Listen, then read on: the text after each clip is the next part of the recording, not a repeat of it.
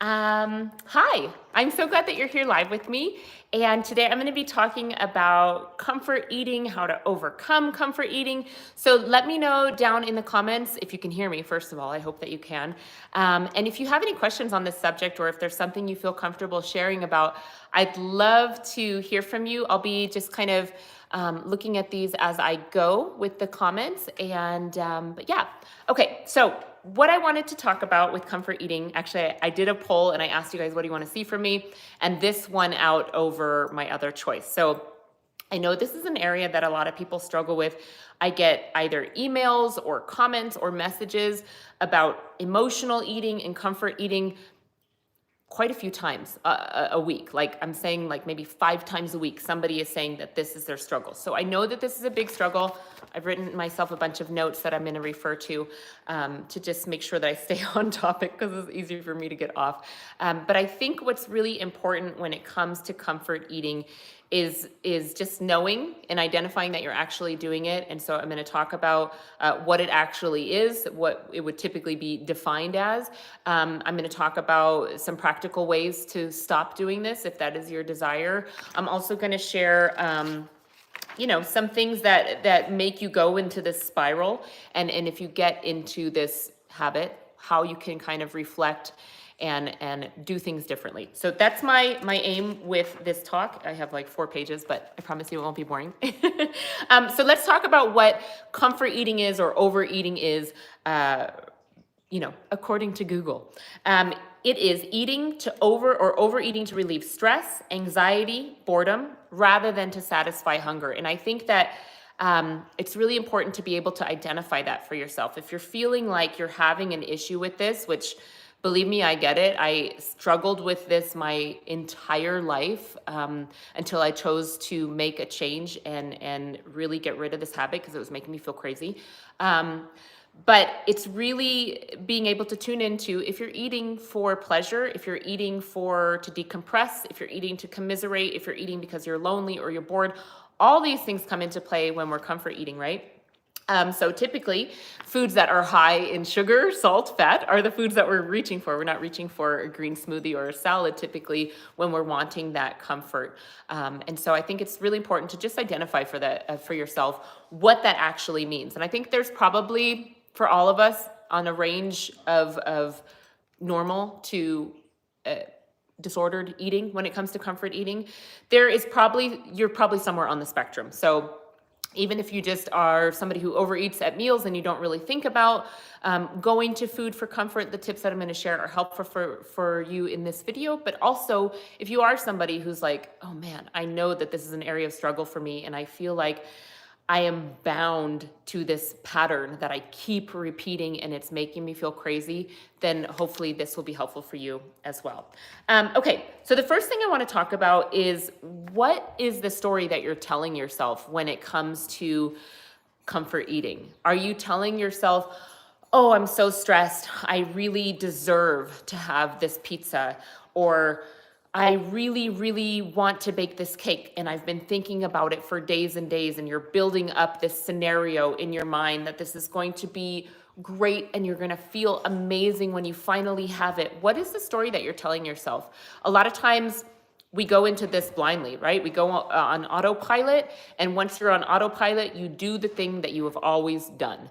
And it's easy to not question that. It's just easy to keep doing it. And then it's hard to get out of that cycle. But if you're able to question it, what's the story that I'm telling myself? Where's the truth in that story? And where is a way that I can kind of modify my behavior? It's really important. So I'll give you an example. For me, Friday and Saturday evenings were always a place that I would comfort eat. I looked forward to it. It was my thing that I did. And I just wanted my mindset was all about the food, right? And when I started feeling really controlled by this, I started to feel very bound up by it. I saw that my weight would be good when I was eating well, but then I could easily gain 5, 10 pounds, 7 pounds every time I went into this cycle. And I just got to a point where I don't want to do this anymore, but how the heck do I break free? I'll share kind of my own personal story as we go through. But I think it's important that you kind of take into account sources that feed into this.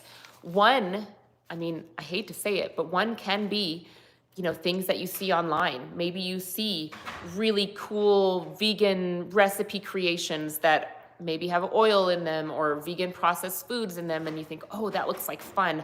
I want to try that, and you save it, and you want to do it later, and so then it becomes this momentous thing, and you want to have this meal, and it's going to be so good, and you're going to eat the whole thing because you made the whole thing, so might as well eat it, even if you're going to eat past fullness. And then I really want something sweet after that, and then it becomes this event, even if it's vegan, right? Vegan doesn't mean healthy. So it could be something like that. It could be societal messaging. Maybe you're somebody who likes to go out and have a drink or go out and eat together, and that's what you do with your friends.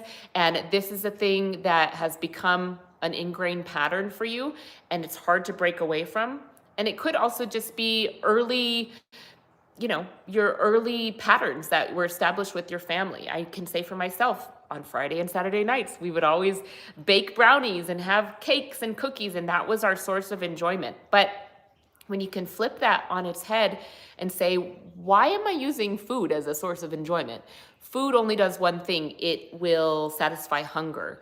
And if hunger is not the issue or the problem, food is not going to solve that problem. So you've probably heard me say that before, but I think it's such a true statement, because if you're hungry, yeah, eat. It's time to eat, fuel your body, get those nutrients in, and go on and do what you need to do in your life to live it out, to help the people around you. But if you're not hungry, why are you eating?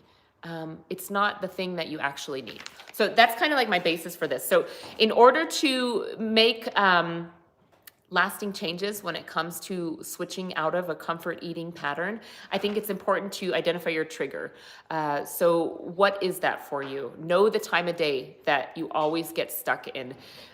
It's easy to have good intentions at the beginning of the day and say, I'm going to eat healthy today. Today's going to be my day where I start my diet. But if you don't have some kind of plan in place for those triggering moments, you'll just keep repeating the cycle. So I think one of the things that helped me a lot was having something in place as a replacement. So I used to really love a lot of chocolate. And so one of the things that I did to kind of quit that was have a green juice at like 4 p.m. when I would typically have some chocolate. I know that does not seem like it's equal at all, but that really helped because it gave me lots of minerals and vitamins and a quick hit of it. I got filled up and I thought, okay, I'm okay. I can do this. And I was able to get past that. I did that for a series of days, weeks, months, until that became a habit and I was able to replace it. So find a replacement for your health, for yourself. It could be as simple as, okay, we always get Domino's on Friday night. This time I'm gonna make a whole food plant-based version of pizza for myself. I'm also gonna pair it with a salad or some steamed veggies on the side. I'm gonna eat that. I'm gonna decide ahead of time that I'm gonna have 3 pieces and then I'm gonna be done. And it could be that. So having a replacement for that kind of trigger is helpful. And setting boundaries for yourself. I can talk all day about suggestions about what you could do, but use your own brain. You think about it. If you know your triggering time is while you're cleaning up the dishes, while your kids are in the bath and your husband's doing his thing and you're sitting there at the dishwasher shoving food into your mouth, it's secret, it doesn't matter, the calories don't count because nobody sees it. If that's your triggering time, you might need to plan accordingly and do something differently. It might be, hey, can you help me with these dishes? You don't have to say because I'm shoving a loaf of bread in my mouth every night. Hey, can you help me out with this? It'd be great for us to talk. Blah, blah, blah, something different to break up that pattern. I think it's super important to break it up so that it's no longer in secret, right? What we do in secret will reside and continue. And what we put out in the open, if we need that extra accountability, gives it an opportunity to stop. Okay, so let's talk about now what happens if, you went to food for comfort, you overate, you overdid it, you're feeling guilty, you're feeling, why did I do this again? I don't understand. I should have done this. I should have done that. I should have been better. Just stop shoulding yourself, like really.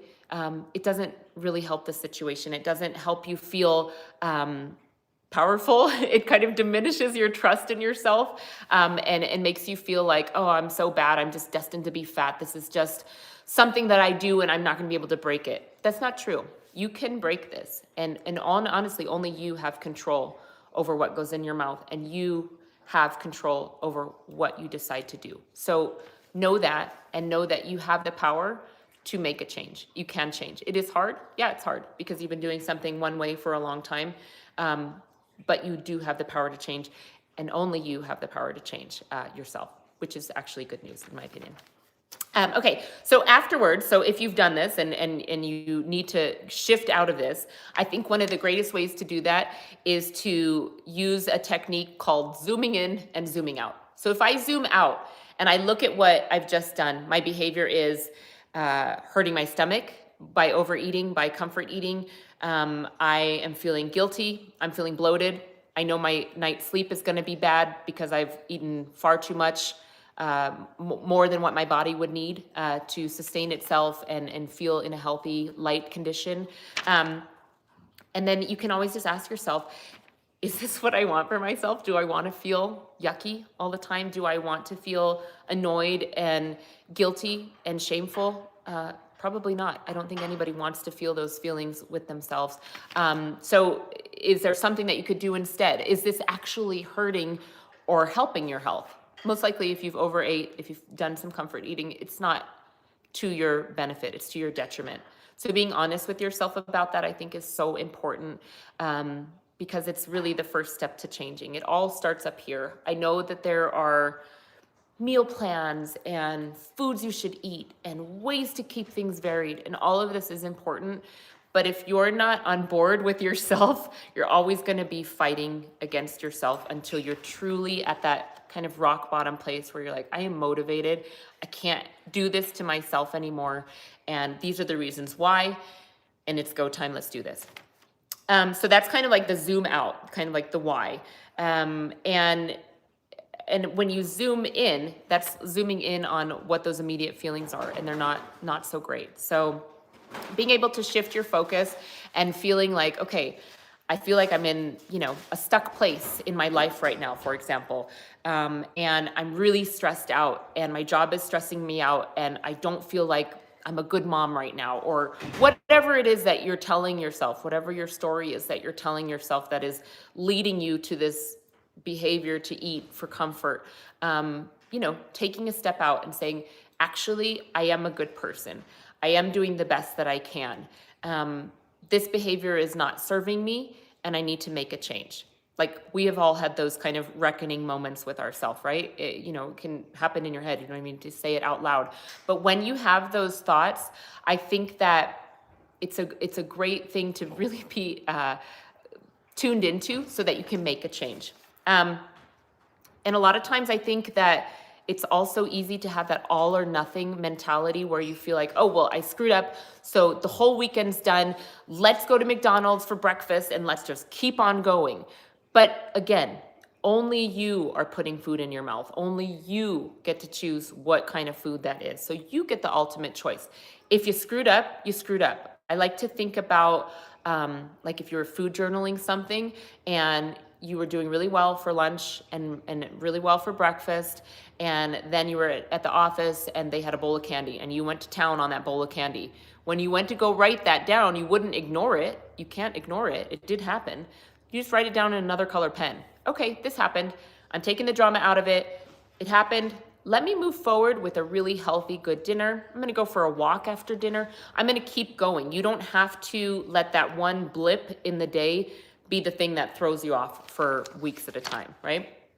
And having those impossible standards for yourself doesn't work. All or nothing does not work. So being able to step back and set a more realistic, better behavioral choice within that comfort eating triggering time for you is important. So like I mentioned before, maybe it's a green juice in place of something that was not so great for you. Maybe it was fig Newtons and now you're just gonna actually have the figs. And you're gonna have like 2 or 3 figs. You're gonna add some carrot sticks or celery sticks with that to just get a nice rounded little snack in, and you go on with your day. I think it's really important to have some substitutions in place. And again, that's gonna be different for all of us out there. You have to think about what that could be. If drinking was your comfort, for example. Maybe, you know, having one drink will trigger you to have the whole bottle. But what you could do instead is say, okay, what else could I have instead of this? I'm still going to enjoy the moment that I would typically have the drink, but maybe I can do some carbonated seltzer water with some fruit slices in there, or maybe I can have a kombucha instead, and decide what will work for you. These are just examples, right? Whatever works for you. I think it's important to, one of the ways that you get in the cycle is by not giving yourself any grace. And so it's important to look at this triggering moment, this comfort eating, this behavior as with kindness and curiosity for yourself. So more as like a detective or a scientist experimenting with different ways, as opposed to, I am the person being persecuted and I'm also the judge and the jury. And I'm going to tell you that you're an awful pig who has no self-control and you're never going to get out of this cycle. That's not true. And that's not helping the situation. But if you say, okay, what if this time, when I know Friday will always come, when I know 6 p.m. comes every single day, when I know that I'm going to be encountering whatever this triggering situation is, what if instead I go in having a different plan? And then just choose like 1 or 2 realistic behavioral changes that you could do instead. So that could be a replacement with a different kind of food. It could be not having the junk in your house in the first place. I know for me, if there's some junk in there, I'm going to find it and I will make a weird configuration of ketchup and chocolate or some random condiments that I have, right? So do what you need to do to set yourself straight. If you were having a problem with alcohol, again, just as an example, you would not go hang out in the bar. So don't do that to yourself with the food. Keep the food out of the kitchen that is super triggering to you. Maybe you have a healthier version of it that's not as triggering to you. Banana and ice cream. I used to like chocolate ice cream, or just ice cream in general as a dessert, and I would not be able to stop at a couple bites. I would have to eat the whole thing and then I would feel sick. So what I began to do is start doing banana and ice cream instead. And that is still something I use to this day. When I want something sweet, when I feel like I want to have chocolate or I want to have some other flavor, that's what I go to. That is absolutely hands down one of my go-tos. I have it almost every single day. And I know that it is a practical tool that helps me. So what is that practical tool for you? Okay, yeah, experiment, test, hypothesize, get a hypothesis going, but don't shame the hypothesis. If you tried something and it didn't work, then you try something else, right? Don't give up on yourself. It's easy. I think a lot of times, especially as women, which I assume mostly women are watching this right now, it's easy to put everybody else's needs in front of yours. And then suddenly you're this being that has no needs, but that's not accurate. You still have needs if you're a mom. Everybody is coming in front of you, I get that, but you still have needs. You have the need to be taken care of. You have needs logistically of how you're gonna get everything done on a weekly basis. You have needs for space, mental space. You have needs to not be touched out all the time.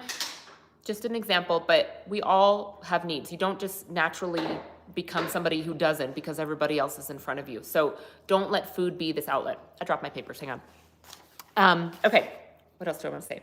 So find 1 to 2 behavioral changes that support your revised behavior and can facilitate your change in your thoughts and feelings. A lot of times, I think that we feel like we have to be ready or be perfect and then we will change.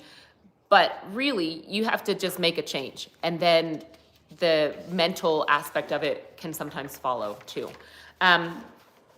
That reminds me of willpower, right? We have a certain amount of willpower in the day. And if all of your decisions are causing you to really resist this comfort eating or resist, or I'm gonna eat healthy today, and then by 9 a.m. you've already lost your cord to your phone is dying, you were supposed to have a meeting, you didn't eat breakfast, blah, blah, blah, all of a sudden you find yourself in exactly the same place. There's days like that. Things happen, right? But the point is to keep trying, to not give up on yourself. And willpower actually is strengthened when we keep promises to ourselves. So if your promise is, okay, I'm gonna make I'm going to do healthy eating today. I have something already prepared for that triggering time of day. I've already made it. I'm going to show up and I'm going to do it. I'm going to eat it. I already said I was going to go for a walk. I'm going to go for that walk. Keeping those promises to yourself will strengthen your willpower. What weakens willpower is when you promise yourself something and you don't do it, and it gets harder and harder and harder to commit to. So go for good enough. Don't go for perfect. You don't have to be perfect. Doesn't have to be all or nothing. Just do something that puts you in the right trajectory. Little by little, you take incremental steps to do better and better.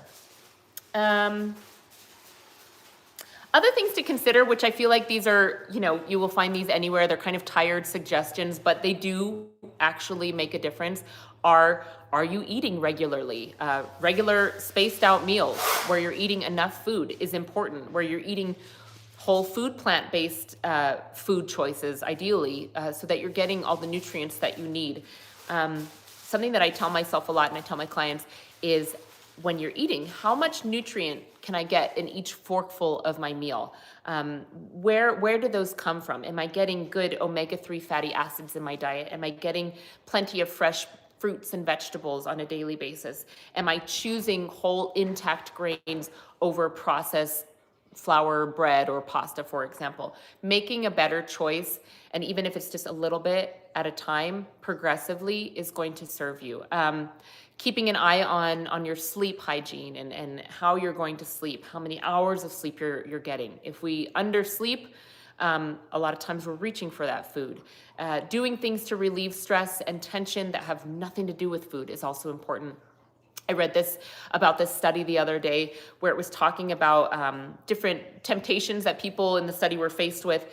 And if they had been like deeply breathing and they had a slower heart rate from that deep breathing, they were more able to resist the temptation than those who had not. So even, not even like needing to announce it, hey, everybody, I'm going to be doing some deep breathing now. This is something that you can absolutely silently do. Deliberately slow your breath down in that moment. It will help you make a more clear decision. Practical things beyond that.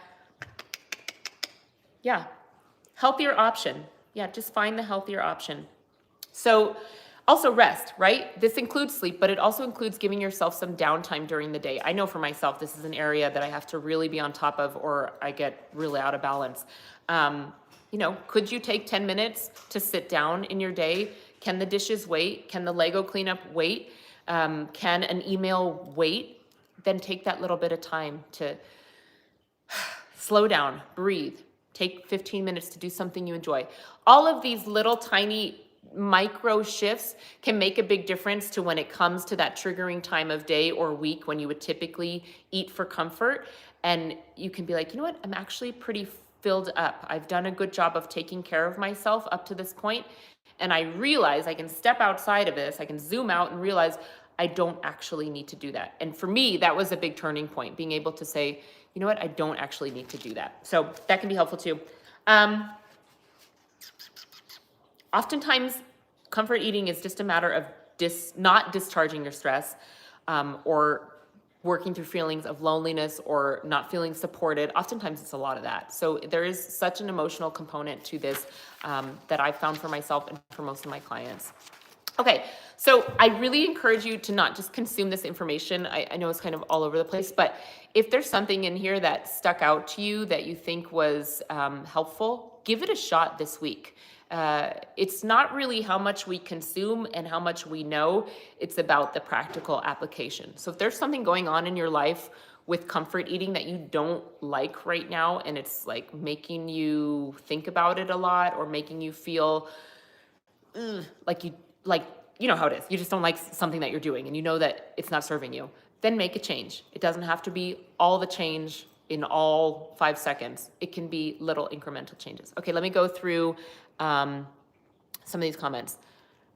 Seti the Red says, I've quit substances and food has become my hyper focus. Yeah, that's absolutely something that happens. We jump from pacifier to pacifier, for lack of a better word. And I always think about, as a child, like the behaviors that were in place when it came to food. I was encouraged to overeat. My grandmother would make me like 2 breakfasts. I remember puking up because I ate a whole box of Little Debbie's, like where there was nobody setting these boundaries for me. And it's like sometimes there's food pushers in your family. Sometimes it's cultural. It's the social norm to let's overeat all this crap because this is what we do for fun. It's okay to question these things. That's not the only way to go about it. But oftentimes when we are abusing a substance, whether it's food or a drug or alcohol or whatever it might be, a phone, whatever your addiction of choice is, if you quit one thing, it's really easy to jump to something else. So again, it comes back down to being real with yourself and the story that you're telling yourself. You don't have to, in reality, we have to eat, right? So this makes it a little bit trickier. We do have to eat, but you don't have to overeat to make yourself feel better. You don't have to over-consume anything. That's why it's over, right? Consume what you need with the food to be nourished, and then find something else. I know a lot of times, there's been many times in my life when I've looked and I've said, gosh, I can't remember the last time I did anything fun. Well, then it's time for me to find some hobby or some fun or some thing that makes me feel purposeful and having some reason to live beyond just living or beyond just food. So just know that you, me, all of us, we're meant for more than just overeating. So I'm sure somewhere in your past there was something creative, some creative outlet, or something that you really enjoy doing. So if you haven't done that in a long time, try it. Sometimes for people, it's as easy as a coloring book, like those adult coloring books. Finding something that is creative for you to do. I know for me, it's singing. I was a professional singer my whole life. When I had kids, I really scaled it back. I do it every once in a while, but there'll be weeks on end when I realize I haven't sung. And when I do finally sing, I feel so happy. It gives me life. So what is that life-giving thing for you?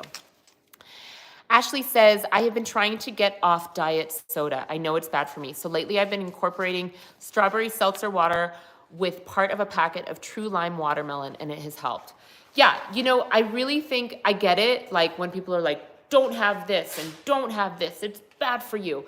But if you need something to get from point A to point B to step you down, then you do that. Ultimately, I'm not sure what's in that packet of True Lime watermelon.